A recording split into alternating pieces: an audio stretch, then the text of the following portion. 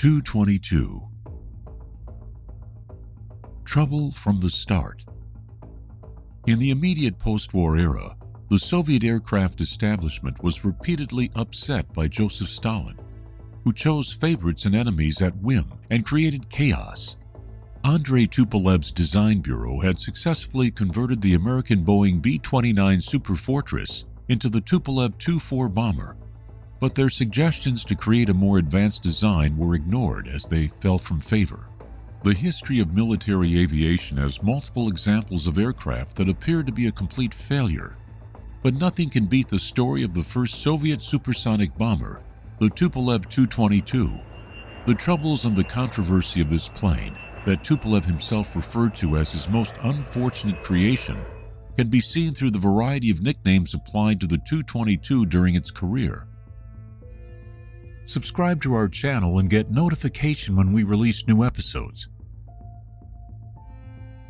Russian pilots call it the pricker or man-eater, as well as an error plane and defecto craft, but the most famous name was supersonic booze carrier. Development of the Tu-22 began after the start of production of the subsonic Tu-16 bomber, which had been designated Badger by NATO. During preliminary studies, Tupolev considered three versions: a supersonic attack bomber 98, a long-range supersonic bomber 105, and an intercontinental supersonic bomber 108.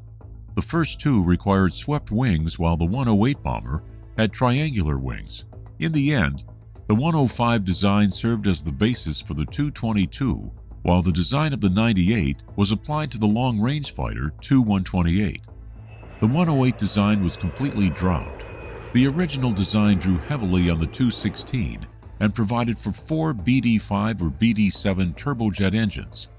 The angle of the swept-back wings was increased up to 45 degrees. The project was finally approved by the Soviet government in August 1954, despite numerous objections within Communist Party leadership. Problems in flight. NATO called the Tu-22 the blinder. It entered service in 1962, but had numerous problems, resulting in widespread unserviceability and several crashes. Amongst its many faults was a tendency for aerodynamic heating of the aircraft skin at supersonic speed, distorting the control rods and causing poor handling. The landing speed was 62 miles per hour greater than in previous bombers, and the Tu-22 had a tendency to pitch up and strike its tail on landing, though this problem was eventually resolved with the addition of electronic stabilization aids. Even after some of its problems had been resolved, the blinder was not easy to fly, and it was maintenance intensive. Among its unpleasant characteristics was a wing design that allowed aileron reversal at high deflections. When the stick had been neutralized following such an event, the deformation of the wing did not necessarily disappear but could persist and result in an almost uncontrollable aircraft. Standard defensive armament for the Tu-22 series was a 23mm cannon fitted to a remote-controlled turret in the tail. Offensive firepower was managed through an internal bomb bay buried in the fuselage amidships, which could range from 24 conventional drop bombs to nuclear bombs. Only later production forms managed missile support, which typically consisted of one Kh-22 anti-ship cruise missile designated the Kitchen by NATO. The included navigation attack radar suite allowed for modernized support. Up to 20,000 pounds of stores could be taken aloft. Power for the Tu-22 was provided by a pair of Dobrinin RD-7M2 series turbojet engines. Maximum speed was 938 miles per hour, with an operational range of 3,000 miles. The plane could operate as high as 40,500 feet. A difficult transition. Pilots for the first Tu-22 squadrons were selected from the ranks of first-class Tu-16 pilots, which made transition into the new aircraft difficult. The Tu-16 had a co-pilot, and many of the elite Tu-16 pilots selected had become accustomed to allowing their co-pilots to handle all flight operations except for takeoff and landing. As a consequence, Tu-16 pilots transitioning to the single-pilot Tu-22 suddenly found themselves having to perform all the piloting tasks and in a much more complicated cockpit environment. For this reason, many if not most of these pilots were unable to complete their training. Eventually, pilots were selected from the ranks of the Su-17 fitter crews, and these pilots made the transition with less difficulty. By the time the Tu-22B or Blinder A entered service, it was already obvious that its operational usefulness was limited. Despite its speed, it was inferior to the Tu-16 with respect to combat radius, weapon load, and serviceability. Soviet leader Nikita Khrushchev believed that ballistic missiles were the way of the future, and bombers like the Tu-22 were in danger of cancellation.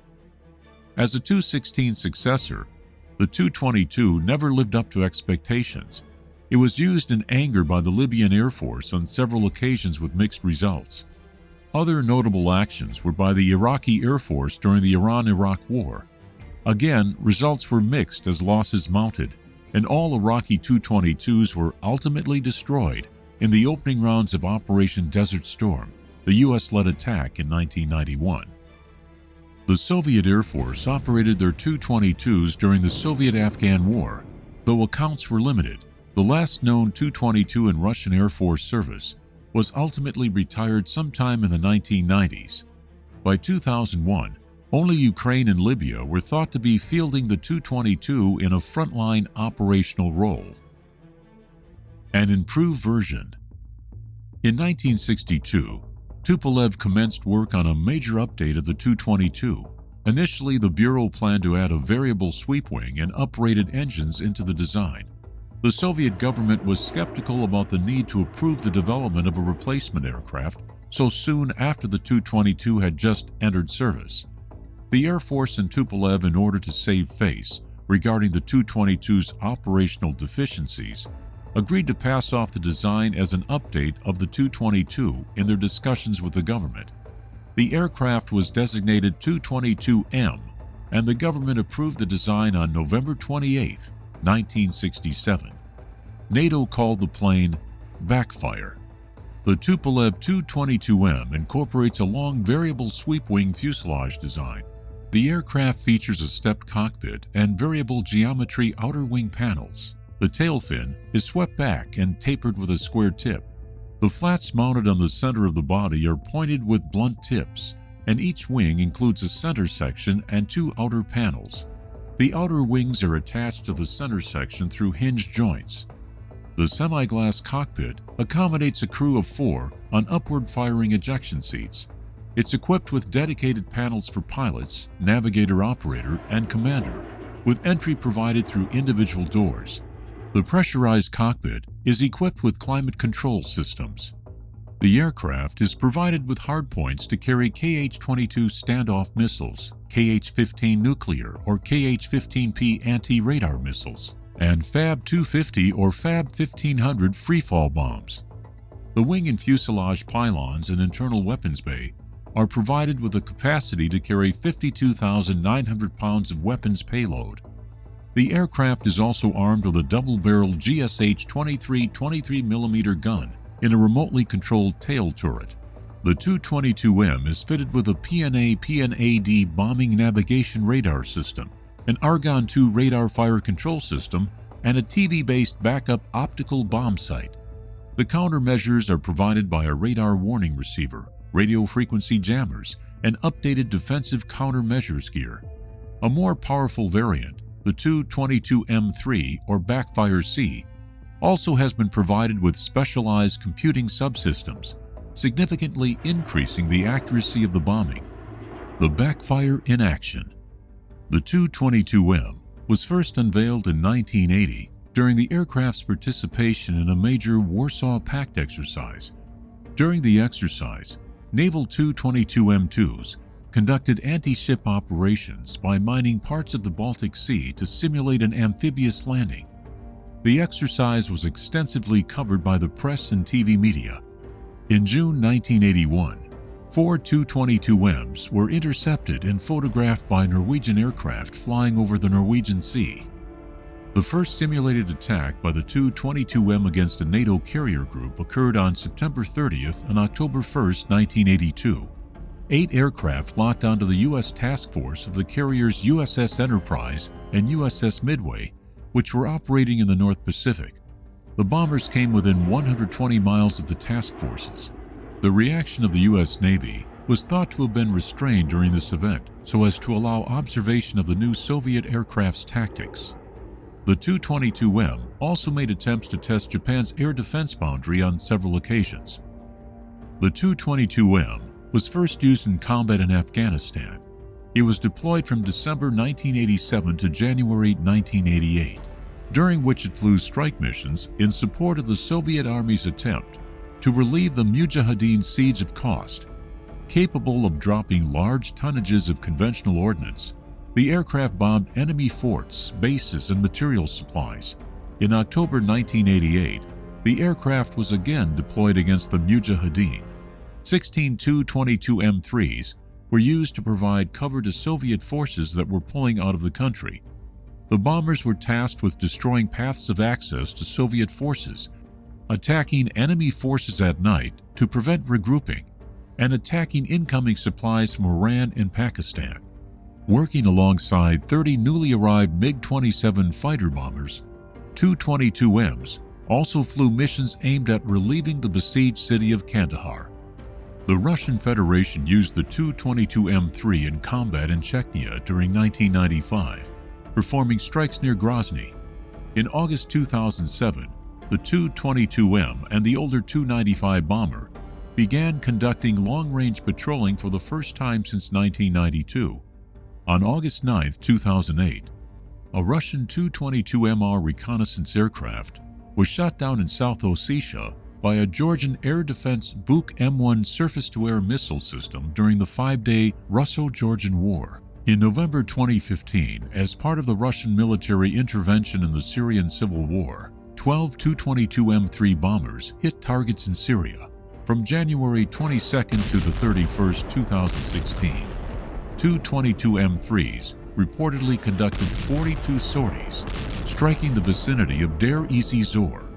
On the morning of July 12, 2016, 6 Tu-22M3 bombers carried out a concentrated attack using high explosive ammunition on Daesh targets east of Helmira el-Sukna and Iraq. New raids were conducted in August 2016. Future prospects. It was revealed in 2018 that the Tu-22M3 will join the MiG-31K fighter as one of 2 currently serving Russian aircraft to carry the new Kh-47M2 Kinzhal nuclear-capable air-launched ballistic missile, which purportedly has a range of about 1,900 miles and top speeds of up to Mach 12. Kinzhal was one of 6 advanced weapons unveiled by Russian President Vladimir Putin during his 2018 State of the Nation address. The Backfire C can also carry up to 10 Raduga Kh-15 missiles and a wide range of unguided bombs from the Soviet FAB series. Although the Russian military is generally satisfied with the Backfire C's core design, it is increasingly difficult for the Soviet-era bomber to operate effectively given the demands of modern battlefield interlinkage and the rising prevalence of electronic warfare. To this end, Russia's defense industry is working on a Tu-22M3M revision that will reportedly replace as much as 80% of the plane's existing avionics. The changes include a new level of global navigation satellite system navigation integration, digitized onboard controls, a modern glass cockpit, and electronic warfare countermeasures capabilities. The Tu-22M3 remains the staple strategic strike bomber of Russia's aerospace forces, with just over 60 currently in service. If you like these types of videos, subscribe to our channel and get notification when we release new episodes. For more interesting military history content, check out our video library.